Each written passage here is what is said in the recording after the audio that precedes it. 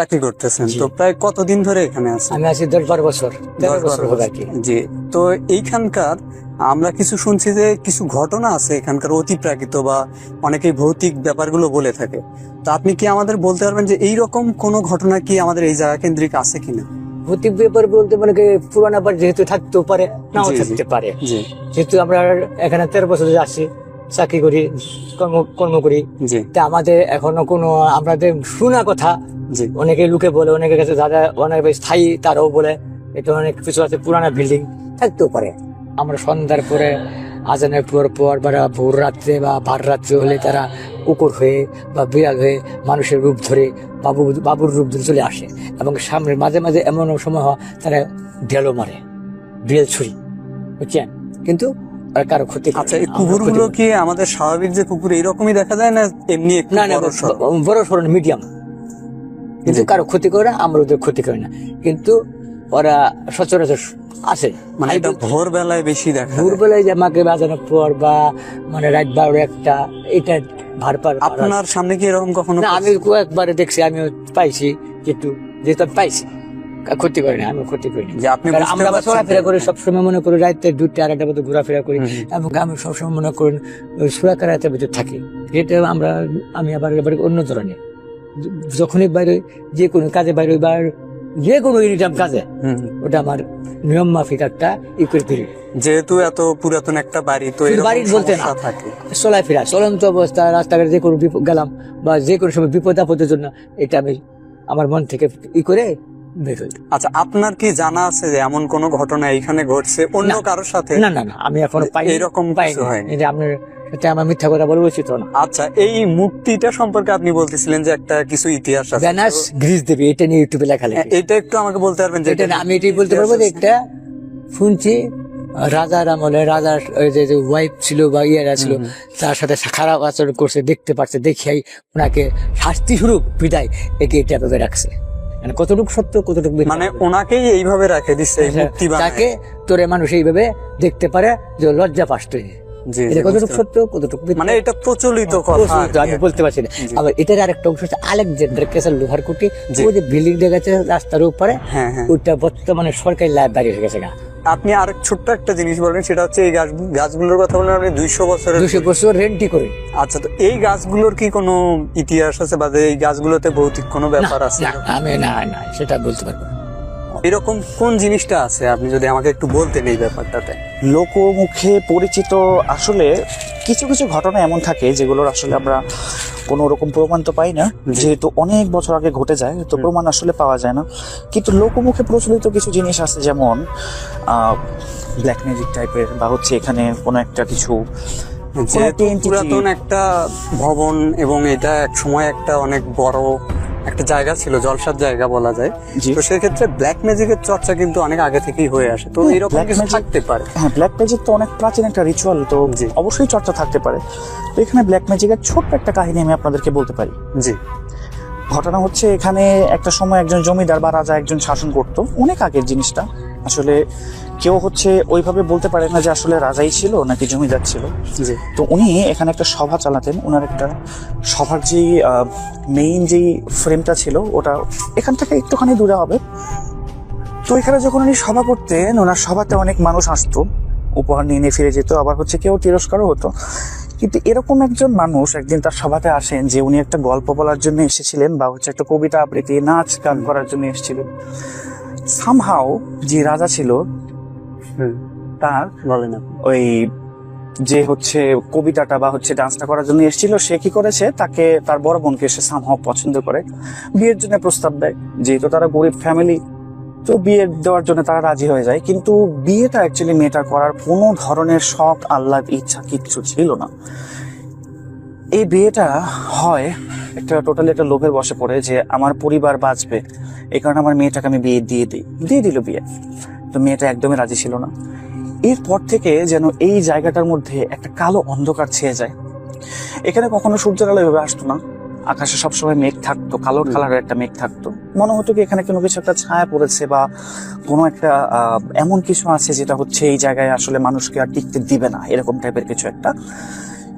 তো এরকম একটা কালো মেঘ হঠাৎ করে এভাবে আসা আসলে কারোরই কাম্য ছিল না। তো আস্তে আস্তে দেখা গেল রাজা বা জমিদার যেই আছেন ওনার হচ্ছে জমিদারি বা রাজত্ব আস্তে আস্তে নষ্ট হতে শুরু করে। তার সেনাবাহিনীর অনেকেই অজানা বিষক্রিয়ায় মারা যায়। তো এগুলো নিয়ে রাজার মনে একটু খটকা লাগে এবং উনি হচ্ছে কি করে, একটা সভার আয়োজন করে এবং এই সভাতে উনি যখন কথা বলছেন তখন ওনার সামনেই ওনার দুই একজন সভাসদ অজানা বিষক্রিয়ায় মৃত্যুর মুখে ঢুলিয়ে পড়ে। তো এই জিনিসটা সবারই আসলে একটু সন্দেহ লাগে যে এভাবে বিষক্রিয়া সবার হচ্ছে, এটার ঘটনাটা আসলে কি। যেহেতু বাইরেও হয় এবং পরবর্তীতে এটা সবার মধ্যে হয়। জি, এটা হচ্ছে সব থেকে বড় একটা ইন্টারেস্টিং পার্ট। আপনি ধরতে পারেন যে সেনাবাহিনীর সাথে কেউ শত্রুতা করে তাকে হচ্ছে বিষক্রিয়ার একটা উপাদান দিতে পারে, কিন্তু সবার সামনে 2-3টা মানুষের মৃত্যু, এটাকে আপনি কিভাবে এক্সপ্লেন করবেন? এটা আসলে অস্বাভাবিক একটা ব্যাপার। জি, এরপরে রাজা নিজেও হচ্ছে অসুস্থ হয়ে যান এবং রাজার স্ত্রী ছিল টোটাল 13 জন। 13 জন স্ত্রীকেই উনি হচ্ছে মৃত্যু সজ্জায় ওনার সামনে আসতে বলেন এবং এই মৃত্যু সজ্জায় যখন সব স্ত্রী ওনার সামনে আসেন তখন উনি বলেন কি যে তোমরা কি করবে যদি আমি এখন এখানে না থাকি। এরকম একটা জায়গায় উনি দাঁড়িয়েছিলেন বা মৃত্যু সজ্জার মধ্যে এরকম একটা জায়গার সাথে উনি হয়তো বা পরিচিত ছিলেন, এখানে হয়তো উনি এসেছিলেন। তো উনি বলছেন যে আমি যদি না থাকি তাহলে কি করবেন আপনারা সবাই। এক একজন এক এক কথা বললো। ওনার সর্ব লাস্ট যে স্ত্রী, 13 নম্বর স্ত্রী, উনি বললেন কি আপনি যেন এখান থেকে চলে যান সেই ব্যবস্থাই তো আমরা করছি। তো রাজা একটু অবাক, কিভাবে করছো? আমি এই ব্যবস্থাটা করেছি আমরা আসলে আপনার উপরে কালো জাদুর মাধ্যমে, black magic. Black magic, that is actually the story of black magic. তো এখানে অনেক আমি এক্স্যাক্টলি দেখাবো না বা এরকম 2টা গাছ আছে এখানে যেগুলো নিচে এখন পর্যন্ত সেই ব্ল্যাক ম্যাজিকের তাবিজ পোতা আছে। এবং এরপরে সেই রানী এখানে শাসন শুরু করে, রাজার মৃত্যু হয়, শাসন শুরু করে এবং এরপর যে তাকেও পরাজিত করা হয় এবং আস্তে আস্তে হাত বদলে এই জায়গাটা অন্য ধরনের একটা জায়গায় পরিণত হয়। কিন্তু এখন এটা একটা হিস্টোরিক্যাল প্লেস, প্রকৃত একটা জায়গা, আপনি যাই বলেন তাই আছে। আচ্ছা, আমি এই জায়গা কেন্দ্রিক আরো কিছু শুনছিলাম যে ব্ল্যাক ম্যাজিকের প্রভাবটা এখনো কিছু কিছু জায়গায় আছে। ব্ল্যাক ম্যাজিক যেহেতু আপনি বলছেন যে কিছু তাবিজ পোতা আছে এখানে, তো আমি এখানে শুনছিলাম যে অতিপ্রাকৃত নাকি কোনো জিনিসের। হ্যাঁ, অতিপ্রাকৃত জিনিস বলতে কি এখানে হচ্ছে অস্বাভাবিক সাইজের কুকুর দেখা যায়। এটা আমি আগেও একজনের কাছ থেকে শুনতেছিলাম যে এরকম একটা ব্যাপার এটা আছে। অ্যাকচুয়ালি অনেকে বলে এটা ব্ল্যাক ম্যাজিকের কারণে, কারণ রানী যখন ব্ল্যাক ম্যাজিক করেছিলেন তখন উনি হয়তো এরকম কয়েকটা কুকুর জিন রূপে মানে কি বলে মানে আহ্বান করেছিলেন। তো এই আহ্বানটার জন্য তারা তো হচ্ছে তাবিজ পোতার কারণে এখন এখান থেকে যেতে পারেনি, যদিও তারা কাউকে হার্ম করে না, বাট তারা এখানে আশেপাশেই থাকে। মানে অনেকেই রাত্রে দেখতে মনে করেন আপনি রাতের বেলা 8টা-9টা এরকম একটা অন্ধকারের টাইমে এখানে এলেন, আপনি হেঁটে হেঁটে যাচ্ছেন, আপনার দুই পাশে দুটো অনেক বড় বড় আপনার কোমর পর্যন্ত উঁচা আছে 2টো কুকুর, আপনি না তাদেরকে ছুতে পারছেন না, তারা আপনাকে ছয় করছে, পটপট করে আপনার বাসজারটার সামনের থেকে সরে গেছে। সরে যাওয়ার পরে আমি ওই জায়গায় গেছি ঘটনাস্থলে, যাওয়ার পরে ওরে আমি জিজ্ঞাসি যে ভাই এরকম এরকম জিনের আসর ছিল কিনা। পরে ভাই এরকম আপনার কেউ বললে তো এরকম আনবে না, তো আপনি যেহেতু আনছেন এই জন্য আপনার সাহস আছে আপনার, বাট আপনার দেখার কারণে আমরা নিয়ে আসছি আপনাকে। তবে ভাই এটা আমরা বললে কেউ নিয়ে আসে না, এই কারণে আপনারা বলি নাই। তো আমরা অন্য গাড়িতে আসছি, এটা জিনের আসর ছিল। তারপরে আমরা চিকিৎসার সময় ওর কোনো রোগ ধরা পড়ে নাই, মারা গেছে যে কোনো রোগ ধরা পড়ে নাই। তে আপনার কোনো জার ফুক কোনো কাজেই করে নাই, তে আপনার কেউ কোনো রোগও ধরতে পারে নাই, তার কারণে এইভাবে মারা গেছে। তে সাবেক তার ছিল জিনের আসর ছিল, যার কারণে এরকম কাজটা। পরে আপনার এই যে ঘটনাস্থল সব স্বাভাবিক হয়ে গেছে। স্বাভাবিক হওয়ার পর লুকরে তুললে আমি বেনাফুল গিয়ে লুক নামায় দিয়ে আসছি। এটাই আমার আশ্চর্যজনক ড্রাইভারি লাইফে আপনার একটা ঘটনা আছে। আবার অনেক কিছু আছে আপনার, অনেক কিছুই তো পরে ড্রাইভারি জগতে অনেক কিছু ডাকাত পরে এই পরে। তো এটা আচমকাজনক আমার কাছে লাগছে, বিধায় আপনার শেয়ার করলাম। ঠিক আছে ভাই, ধন্যবাদ, অল দ্য বেস্ট। এই আমরা 6 ভাই, 6 ভাইয়ের মধ্যে আমি 3 নাম্বার। তো আমার বড় ভাই যে আছে আজাদ নাম, তারে আপনার মাদ্রাসায় ভর্তি করছিল ছোটবেলা বাবা মামিসিং বড় মসজিদে। তো বড় মসজিদে ভর্তি করার পরে মাগরিবের সময় যখন আজান দিব তখন সে উঠছে উপরে মিনারে উঠলে বিড়ালের মতন একটা বিড়াল আর কি ওর পায়ের দিকে আসছে। আসার পরে আপনার ফট করে বিড়ালে ইটা দিছে, বিড়াল মানে জিন আর কি। তে বিড়ালের যখন ইটা দিছে বিড়াল ফট করে নাই হয়ে গেছে। তে তারপর সে মানে অন্যরকম হয়ে গেছে, মানে এলোমেলো, মানে ওর কোনো সেন্স নাই। তারপরে জারফুকের হুজুরের কাছে লয়ে গেল, পরে করলে ওর জিনের আসর করছে। জিনের আসর করছে, পরে সে ফট করে উদাও হয়ে গেছে, মানে কেউ জানে না সে কোথায়। তারপরে আমরা 9 বছর পরে সিলেট গিয়া পাইছি বড় ভাইরে, আপনার ওই সিলেট, আপনার এই ওই সিলেট একটা নাম, জায়গার নাম আছে, আবার মনে হইতেছে না। ওই জায়গায় আমরা পাইছি আপনার মানুষের মাধ্যমে, যে সেই জায়গায় গিয়ে আপনার বিয়া শাদী কইরা, মানে 9 বছর পরে আমরা আর কি পাইছি। তো জিনের আসর ছিল, এখনো বর্তমান মাঝে মাঝে জিনে মানে জ্বালায় আর কি। তো এইরকমই। আর আরো পার্ট বাই পার্ট অনেক কথা আছে, বড় আপুর বিষয়ে কথা আছে। পরের পার্ট হচ্ছে আপনার আমার বড় আপু আপনার পুরানে হাফেজ, সে কাতারে থাকে, দুলাভাই সরকারি ইমাম। কাতারে আপনার সরকারি কোয়ার্টার পাইছে। কোয়ার্টারের মধ্যে মহিলা, আপনার মসজিদের পাশে মহিলাদের মসজিদ আছে কাতারে। আপনার দুলাভাই জি মসজিদ ইমামতি করে, মসজিদের পাশে আপু আর কি নামাজ পড়তেছে বাচ্চাদেরকে নিয়ে।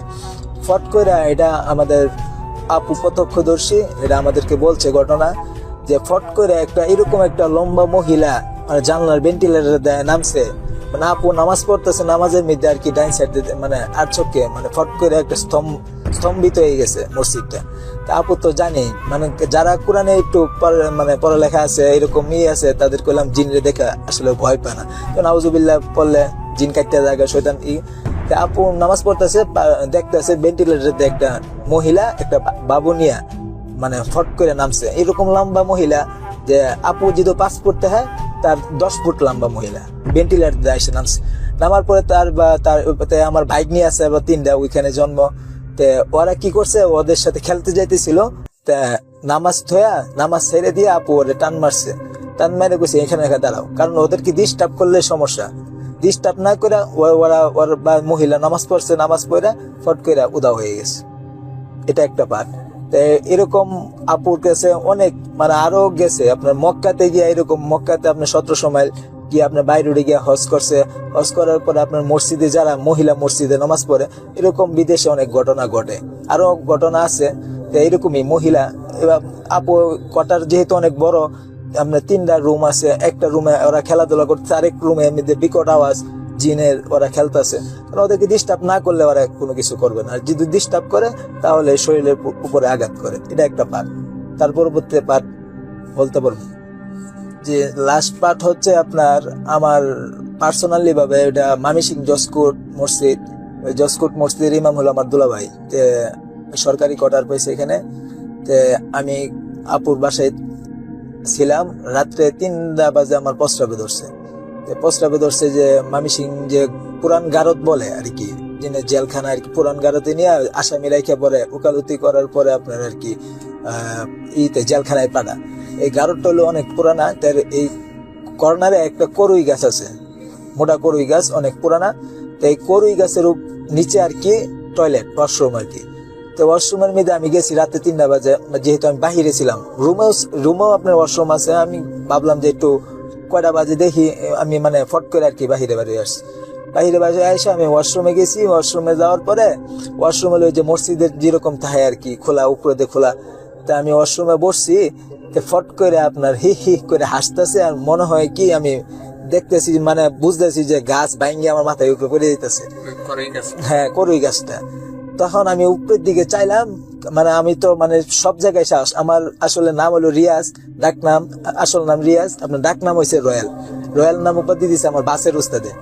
যাই হোক, সব জায়গায় আমি সাহসিকতার দিছি আলহামদুলিল্লাহ।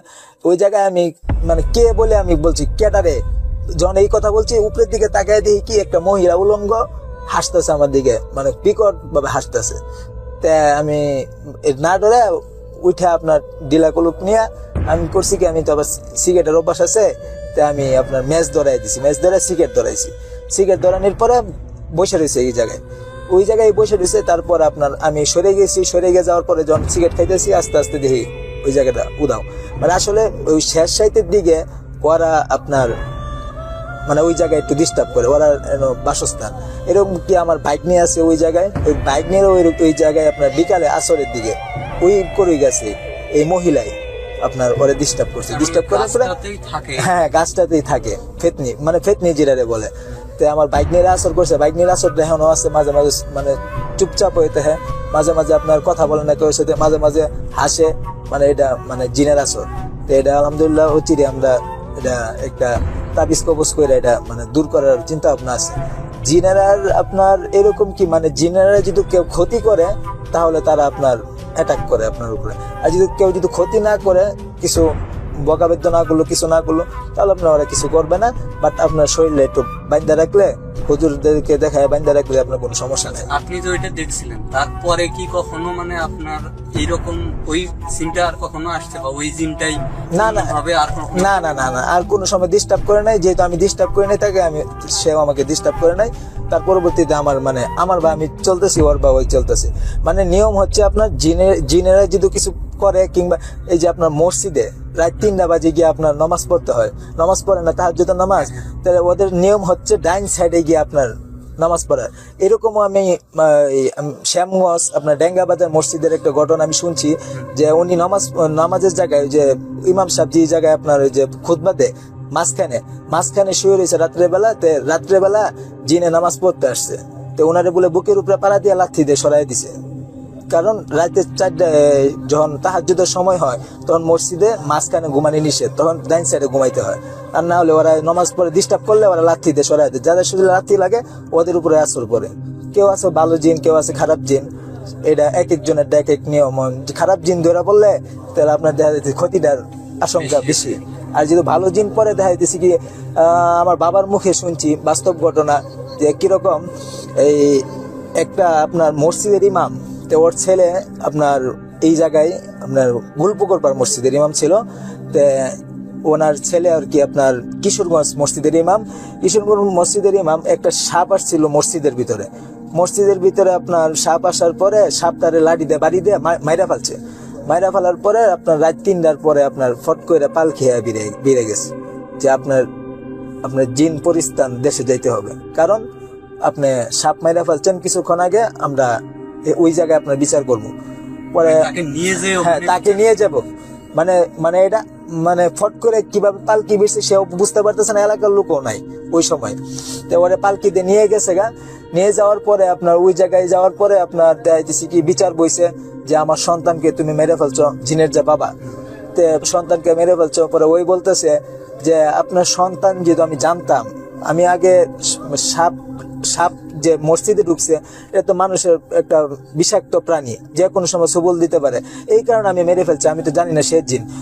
পরে জিনের বাবা বলতেছে কি, যে আপনি কি ওরে বলবেন না যে তুমি জিন যদি হয়ে থাকো তাহলে সরে যাও, এটা বলতে হয় গোলাম। যদি আপনার ফট করে যদি আচমকাজনক একটা কিছু পরে আপনার সামনে, তাহলে বলতে হয় যে তুমি যদি জিন হয়ে থাকো তাহলে সরে যাও।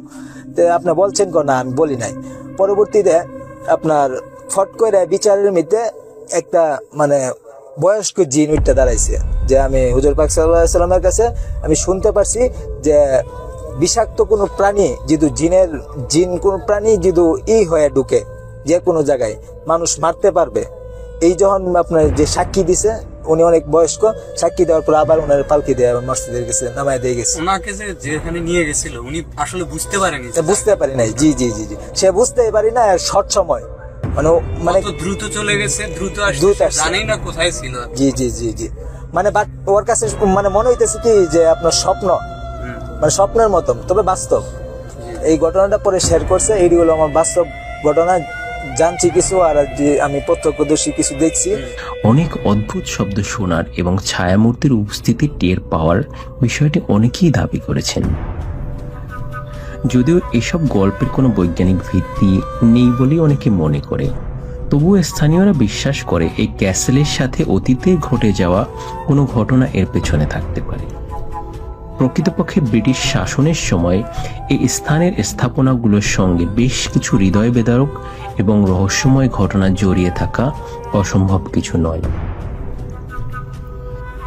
যেহেতু এটি জমিদারদের প্রাসাদ ছিল, তাই তখনকার সময়ে অত্যাচার কিংবা হত্যা ঘটার সম্ভাবনা উড়িয়ে দেওয়া যায় না। এমনকি স্থানীয়রা ধারণা করেন যেসব মানুষের এই জমিদারদের অত্যাচারে মারা গেছেন, তাদের আত্মার অস্তিত্ব হয়তো এখানে রয়ে গেছে। এছাড়া ভৌতিক গল্প বা অলৌকিক কার্যকলাপের আরও একটি কারণ হতে পারে স্থাপনার স্থায়িত্ব এবং পরিবেশ। আলেকজান্ডার ক্যাসেল একটি পুরানো এবং পরিত্যক্ত স্থাপনা হওয়ায় এর আশেপাশে সন্ধ্যার পরে কাজ ছমছমে পরিবেশ তৈরি হয়। পুরানো ভবনের ভাঙাচোরা দেয়াল, বাতাসে হালকা শোষ শব্দ, ঘন গাছপালার ছায়া এমন এক পরিবেশ সৃষ্টি করে যা কল্পনাকে উস্কে দেয়। অনেকেই মনে করেন এসব গল্প হয়তো এই স্থানটিকে আরো আকর্ষণীয় করতে স্থানীয়দের তৈরি করা। তবে যারা এই জায়গা ভ্রমণ করতে যান তাদের অভিজ্ঞতা এক একজনের এক এক রকমের। কেউ কেউ এটিকে নিছকই ঐতিহাসিক স্থাপনা হিসেবে দেখে থাকেন, আবার কেউ কেউ ভৌতিক পরিবেশ নিয়ে ভীত সন্ত্রস্ত হন। স্থানীয় গাইডদের কাছ থেকে আপনি এই ক্যাসেল নিয়ে অনেক রহস্যময় গল্প শুনতে পাবেন। তবে সত্যি বলতে এসব ভৌতিক ঘটনার কোনো নিশ্চিত প্রমাণ আজও পাওয়া যায়নি। সর্বশেষে আলেকজান্ডার ক্যাসেল এমন একটি স্থান যেখানে ইতিহাস, সংস্কৃতি, রহস্য একসাথে মিলে যায়। এটি শুধু একটি দর্শনীয় স্থান নয়, বরং একটি অভিজ্ঞতাও। আপনি যদি ইতিহাস এবং রহস্যে আগ্রহী হন তাহলে এই ক্যাসেল পরিদর্শন করে নিজের চোখে দেখার এবং কল্পনাকে মুক্তি দেওয়ার সুযোগ নিতে পারেন।